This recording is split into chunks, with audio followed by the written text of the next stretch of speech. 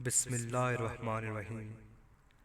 Motivational speech دیکھنے اور سننے والے تمام معزز سامعین کو سردار محمود کا سلام۔ پیارے دوستو، اس سے پہلے کہ ہم ویڈیو کی جانب جائیں، آپ تمام لوگوں سے التماس ہے کہ میرے چینل کو سبسکرائب کر لیجئے، اور اگر آپ کو میری ویڈیوز پسند آ رہی ہیں تو لائک کرنا نہ بھولیے گا۔ تو چلتے ہیں آج کی کہانی کی جانب۔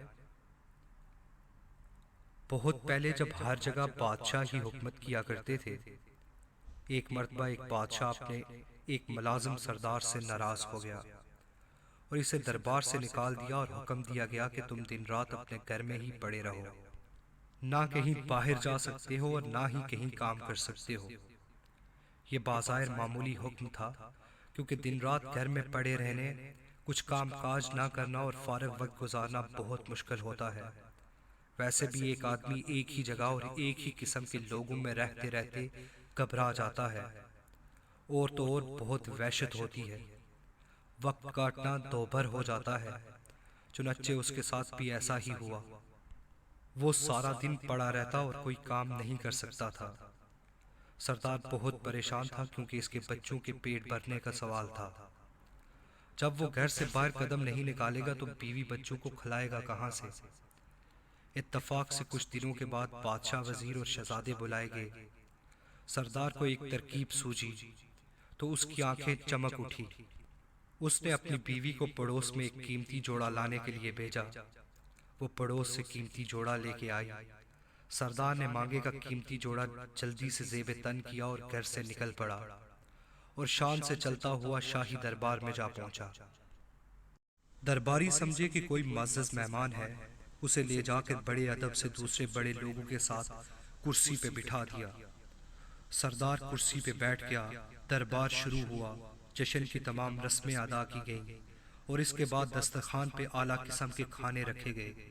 سردار نے بھی ہاتھ بڑھا کے خوب ڈٹ کر کھانا کھایا، اور پھر نظر بچا کے بڑی چالاکی سے سونے کی ایک رکابی اپنے لباس میں چھپا لی، اور دربار ختم ہوتے ہی وہاں سے 9-2-11 ہو گیا، اور گھر آ کے بڑے مزے سے سارا واقعہ اپنی بیوی کو سنایا۔ اس کے بعد اس کی بیوی بازار جاتی اور سانے کی رکابی کا ایک ٹکڑا کاٹ کر فروخت کر کے کچھ رقم لے آتی۔ یوں سردار کی زندگی آرام سے گزرنے لگی اور پریشانی سے دور ہو گئی۔ ادھر دربار کے ملازموں نے دیکھا کہ سونے کی ایک رکابی کم نکلی ہے، تو بیچارے بہت گھبرائے اور رکابی ڈھونڈنے کے لیے ادھر ادھر دوڑنے لگے۔ بادشاہ نے ان کی حالت دیکھی اور کہا کہ تم سب کیوں پریشان ہو؟ مجھے معلوم ہے کہ سونے کی رکابی غائب ہو گئی ہے اور اب وہ تمہیں نہیں ملے گی۔ مجھے یہ بھی معلوم ہے کہ وہ رکابی کس نے چرائی ہے۔ اگلے سال پھر جشن ہوا، دربار مہمانوں سے بھر گیا۔ جشن کے اہتمام پر مہمانوں کو کھانا دیا گیا۔ سردار اس موقع پر بھی موجود تھا۔ کھانا کھانے کے بعد اس نے نظر بچا کے بڑے اطمینان سے ایک سونے کی رکابی اپنے لباس میں چھپا لی۔ دربار ختم ہوا تو مہمان جانے لگے، تو سردار بھی محل کے دروازے سے باہر نکلنے لگا کہ اچانک بادشاہ سامنے آ گیا۔ بادشاہ کو دیکھ کے وہ بہت سر پٹایا اور گھبرا کے ادھر ادھر دیکھنے لگا۔ بادشاہ نے ہاتھ بڑھا کر اس کا ہاتھ پکڑا اور کہا کہ پچھلے سال کی رکابی ختم ہو گئی، جو پھر ایک اور رکابی لے کے جانا چاہتے ہو؟ یہ سنتے ہی سردار کے ہوش اڑ گئے اور خوف کے مارے کانپنے لگا۔ آخرکار بادشاہ کے قدموں پہ گر پڑا اور کہنے لگا، حضور کے حکم کی تعمیل میں مجھے میرے گھر میں بند کر دیا گیا تھا، کئی مہینوں تک پریشان اور تنگ دست رہا، آخر مجبور ہو کہ یہ نازیبا حرکت کی، حضور مجھے معاف کر دیں۔ بادشاہ کچھ دیر سوچتا رہا، پھر کہنے لگا، اچھا، ہم نے تمہیں معاف کیا اور تمہاری ملازمت بھی بحال کر دی، غلطی ہماری ہی تھی۔